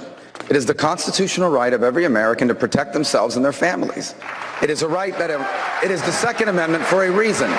It is right after the defense of the freedom of speech for a reason. For clearly the founders of our nation understood, and the framers of the Constitution understood, that you cannot have life and you cannot have liberty and you cannot pursue happiness if you are not safe. And the Second Amendment, when people talk about gun laws, what they need to realize is criminals don't follow gun laws. They're criminals. By definition, they ignore the law. But the gun rights of Americans, if you are talking to a law-abiding citizen and a gun owner like myself, if you pass a law, I will follow whatever the law is. A criminal will not do it. They will continue to pursue these guns on the black market, where they then go out and commit crimes and they steal guns from each other. Gun laws are not effective. They simply do not provide for safety, but they do, however, ensure that law-abiding people don't have access to weapons to protect themselves and guns to protect themselves. But criminals will always be well armed. They don't care about the law. They don't follow the law. We will protect the Second Amendment when I'm President of the United States. Mr. Trump, you were once a supporter of an assault weapons ban. So do you think there should be any restrictions on the Second Amendment? I'm a big defender of the Second Amendment. And if you look at what's happened, whether it's in California where you had the 14 people killed, whether it's in Paris, which, by the way, has the toughest gun laws in the world, and 130 people killed, many, many people in the hospital, gravely injured. They will be dying. Many people will be dying in addition. If we had guns or if they had guns on the other side of the room with the bullets going in the opposite direction, you would not have had 130 people killed. That I can tell you right now. So I'm a very, very big supporter of the Second Amendment. But in 2000, you wrote in your book, I generally oppose gun control, but I support the ban on assault weapons. I don't support it anymore. I do not support the ban on assault. Senator Cruz, any limits to the Second Amendment? Well, listen. Unlike Donald, I would not support banning firearms. In that instance, Bill Clinton banned many of the most popular firearms in America. And by the way, the study showed that ban did nothing to reduce violent crime. It just took away the Second Amendment rights of law-abiding citizens. And let me point out, you know, it is easy for political candidates to have rhetoric and say, I support the Second Amendment. But you cannot say that and at the same time say what Donald just said, which is that on the question of Supreme Court nominees, he wants to compromise and reach a middle ground with Harry Reid and Chuck Schumer. That's what he said in the last debate. Any justice that Harry Reid and Chuck Schumer sign off on. I did not say. And I would point out Harry Reid and Chuck Schumer are both Democrats that Mr. Trump has written checks to repeatedly. Any justice that those two sign off on is going to be a left-wing judicial activist who will undermine religious liberty, and we are one vote away from the Hillary decision being overturned, which would effectively erase the Second Amendment from the Bill of Rights. If you care about the Second Amendment, then you need to ask, who on this stage do you know will appoint principled constitutionalists to the court and not cut a deal with your Second Amendment rights? Mr. Trump, so we're listening to the all-talk, no-action politician, and he was the primary supporter of John Roberts, who gave us Obamacare. No, it's not. You take a look. He was the primary supporter. He pushed John Roberts and pushed him, and Bush ultimately appointed him. He got appointed, and when it came his time to raise his hand and kill Obamacare, not once but twice, he let us down, and he did the wrong thing.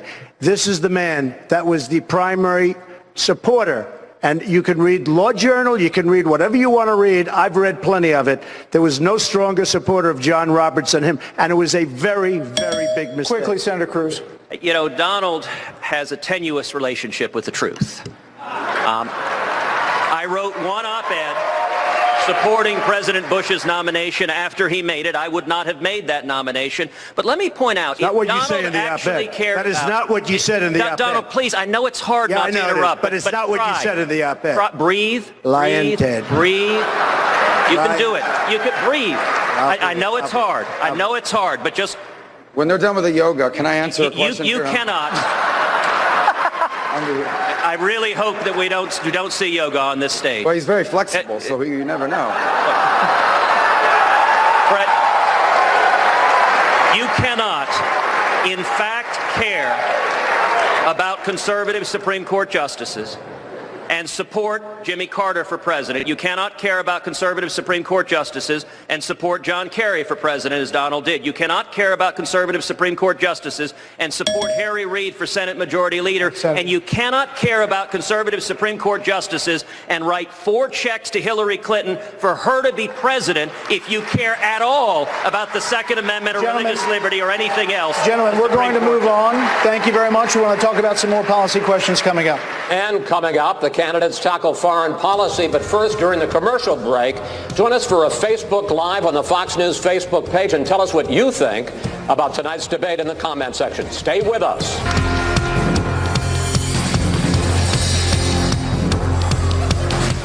Welcome back, everybody. We want to get right back to the questions. And gentlemen, we're going to focus for a bit now on foreign policy. Senator Rubio, you like to take a shot at Mr. Trump on the campaign trail, saying that negotiating a hotel deal in a foreign country is not foreign policy. The other day, you even compared him to Kim Jong-un, the North Korean leader, as lunatics trying to get a hold of nuclear weapons. Please tell Mr. Trump why he's unprepared to be commander-in-chief. Well, first of all, I think as we've seen throughout this campaign, Donald has not shown a seriousness about the issues of foreign policy. He just simply hasn't. whether it was the structure of our military. Even today he was asked a question about the issue of commanders not following his lead on killing the family of terrorists. And his answer basically was, if I tell them to do it, they're going to do it. Now, that's just not true. Foreign policy is not only consequential, I think much of our future now depends on it. You know, I see a lot of young people at my events around the country. I feel great when they come. And I always tell them that despite the hardships of the moment, I honestly believe that today's millennials have a chance to be the greatest generation we've had in 100 years. I really do. Because the world today has hundreds of millions of people that can afford to be their clients, their customers, their partners, people they collaborate with. But that won't happen if the world is dangerous and it's unstable. And that will require strong American leadership. The next president of the United States is going to have 8 years of a mess of a foreign policy to clean up. That's why it can't be Hillary Clinton. And quite frankly, that's why it can't be someone who simply has not shown the intellectual curiosity or the interest in learning about these very complicated issues. And Donald simply hasn't. Mr. Trump, your response. Well, let me just say this. I've gotten to know Marco over a period of time. Believe me, he is not a leader. Believe me. And, but that doesn't answer the question. He didn't interrupt you, but it talk. Is not a leader. And frankly, when I say they'll do as I tell them, they'll do as I tell them. And that's it's very simple. It's very simple. We are in a very dangerous place. We have a depleted military, totally depleted. We have, by the way, our vets are treated horribly. We're going to take care of our vets. We're going to start taking care of our vets properly, like we should. But we're going to build up our military, and we're going to get the equipment we want, not the equipment that's sold to us by somebody that gave him and not the governor campaign contributions, okay? We're going to get the equipment that the generals and the soldiers want. I will prove to be a great leader. And, you know, it's very interesting. We talk about the polls. Every single poll, when it comes to ISIS and the military and the border, say by far Trump is the best. Mr. Trump, your time is up. Yeah, I just want a couple points. Once again, he was pressed on a policy issue to show his understanding of the foreign policy, and his reaction was just to attack somebody else with a name. Here's the bottom line, and I'm going to repeat it again. The world today is as complicated and as complex as it has been certainly in the lifetime of anybody here today. You indeed do have a lunatic in North Korea with nuclear weapons. You indeed do have the Chinese government taking over the most important shipping lane in the world. And Vladimir Putin, who you've expressed admiration for, Wrong. Donald, well, Wrong. You've expressed admiration. Wrong. I know Someone you see as a strong leader. Wrong. Is now he dividing said very Europe good up things about me, and I said right, that's wonderful. I'm going to okay? finish my statement here. Yeah, and he's also sowing instability in the Middle East. You have Iran is going to get $100 billion of sanctions relief. You have radical jihadists spreading all over the world. This is a time for seriousness on these issues. You have yet to answer a single serious question about any of this. Will you give us a detailed answer about foreign policy anytime you're asked on it? Let me just tell you, first of all, I've been hearing this man so long talking about Putin. Putin said about me. I didn't say about Putin. Putin said very nice things about me. And I say very nicely, wouldn't it be nice if actually we could get along with Russia, we could get along with foreign countries, instead of spending trillions and trillions of dollars? You're talking about Flint, Michigan. You're talking about places. We need to rebuild the infrastructure of our country. Wouldn't it be nice if we got along with the world, and maybe Russia could help us in our quest to get rid of ISIS, et cetera, et cetera? Gentlemen, you both have had a chance to talk. You both have had a chance to talk a couple of times. I'd like to move on to Senator Cruz. Senator, we have some breaking news tonight. North Korea's dictator, Kim Jong-un, has ordered that country's nuclear weapons to be made ready at a moment's notice. Yes. And this comes just hours after the UN Security Council approved the toughest sanctions in 2 decades against that country. Assume you're President Cruz tonight. What do you do? Well, you're right. The news is very disturbing that Kim Jong-un has put their nuclear weapons on ready state. I'm glad that we're sending another carrier group to the South China Sea. I'm glad that Congress passed sanctions on North Korea. But this is all the result of the failures of the Clinton administration 2 decades ago that negotiated a deal with North Korea, lifting the sanctions, allowing billions of dollars to flow in, and they used that money to develop nuclear weapons in the first place. Now we're in a much harder position. When you have a lunatic with nuclear weapons, to some extent it constrains your options. We need to be moving the carrier group to the South China Seas. We need to be putting in place missile defense, such as the THAAD missile defense system in South Korea.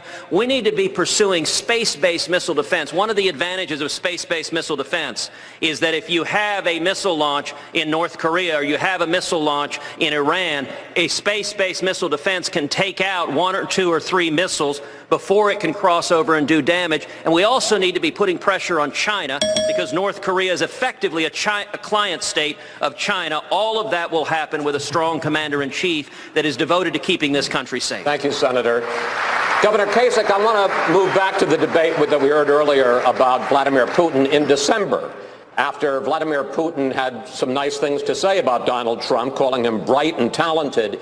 Your campaign ran a video suggesting that Trump might name the Russian president as his running mate. Here's a clip. I'll have to see this. If elected, Trump promised that the dictatorial duo would, quote, make tyranny great again. I think I'd get along very well with Vladimir Putin. I just think so. That was your campaign video, sir. That was a pretty good one. Well, okay. If I may ask my question, I think you were kidding. Yeah. But it was your video. And the serious question is, because the suggestion is, do you think that Donald Trump is naive about the threat that Vladimir Putin represents? I'm not biting. Let me just take you around the world, okay?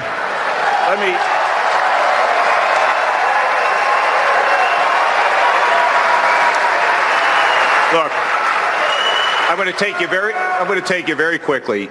In Russia, we need to tell them we're going to arm the Ukrainians with defensive lethal weapons. And we're going to tell Putin, if you attack anybody in Eastern Europe in NATO, you attack Finland and Sweden, which is not in NATO, consider it an attack on us. And he will understand that. Secondly, I would tell the Chinese, you don't own the South China Sea. Stop hacking us. And we're going to brief up our cyber command, and we're going to be in a position to be able to take out your systems if you continue to do this. Now, let's move over into the Middle East. The Egyptians, they know they're on their last legs there because of the attack from ISIS. Jordanians really have been our friends. They know that they're at risk. So do the Saudis. So do the Gulf states. They are our allies, really, or have similar aims. We need to bring them closer to us. Turkey, a critical avenue to the Middle East. We have to bring them towards the West and not towards the East. And we have to be joint and have good human intelligence. That's sort of a semi-trip around the world, and if you gave me more time, I'd finish the trip. Governor, thank you. Thank you. Coming up, a final question and closing statements. And take a look at this. The volume of conversation on Facebook surrounding the remaining candidates over the last month. Whether that conversation is good or bad, Donald Trump clearly dominates the field. We'll be back with more of the Republican presidential debate live from Detroit.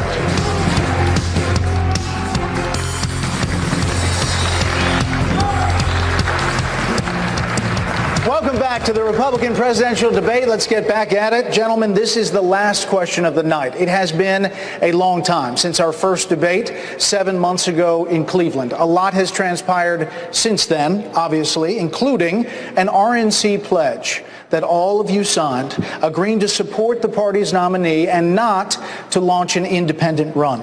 Tonight, in 30 seconds, can you definitively say you will support the Republican nominee even if that nominee is Donald J. Trump? Senator Rubio, yes or no?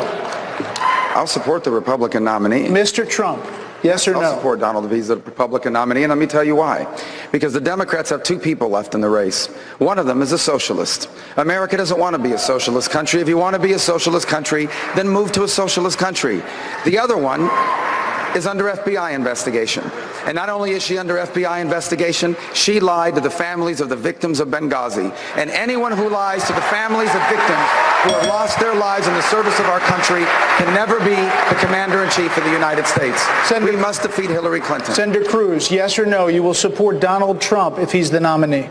Yes, because I gave my word that I would. And what I have endeavored to do every day in the Senate is do what I said I would do. You know, just on Tuesday, we saw an overwhelming victory in the state of Texas, where I won Texas by 17%.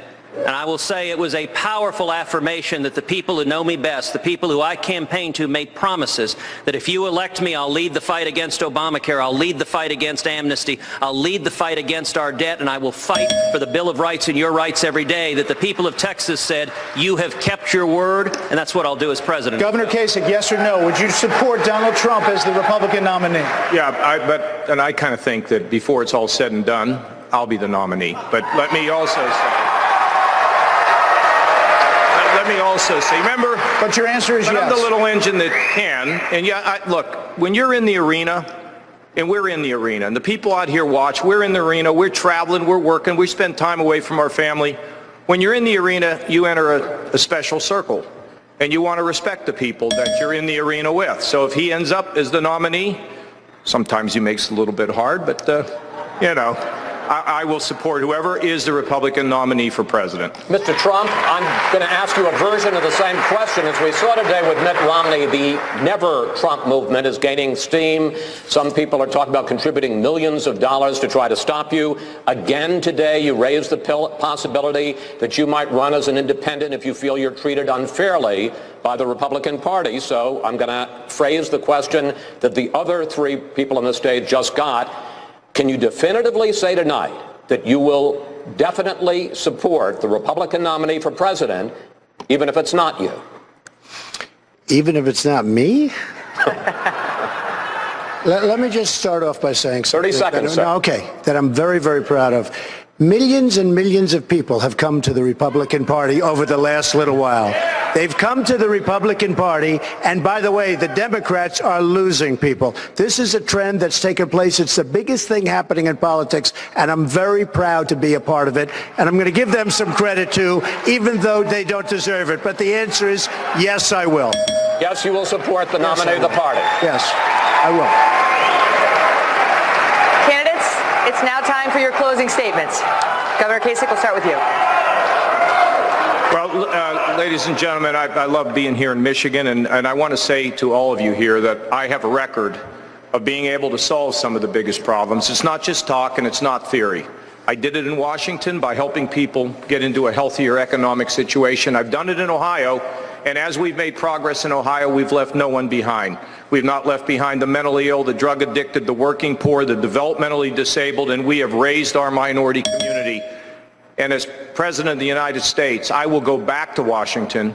I will take the formulas that I used, and I will fix the problems in Washington, and you'll work with me as I send you power to fix your communities, your neighborhoods, your state, and together we'll restore the spirit of America, and I know you want that. Thank you. Senator Rubio, 30-second closing statement.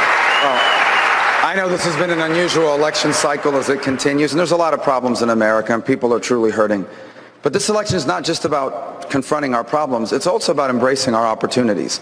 I believe the 21st century holds the potential to be the greatest era in the history of the United States if we get this election right and if we act now. If we do what needs to be done, we can leave our children as the freest and most prosperous Americans that have ever lived. And the 21st century can be the greatest era in the amazing story of America. So I ask everyone to vote for me and join our effort at marcorubio.com.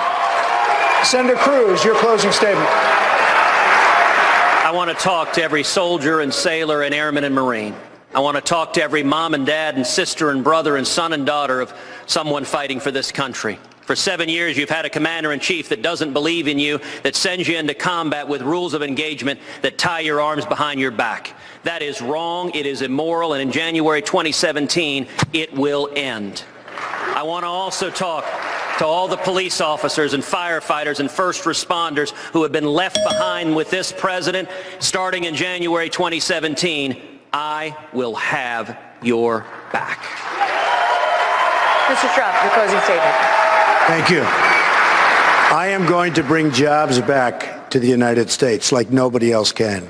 We're going to fix our very depleted military. We're going to take care of our vets. We're going to strengthen our borders. And you're going to be very, very proud of this country in just a few years if I'm elected president. Thank you. Thank you, sir.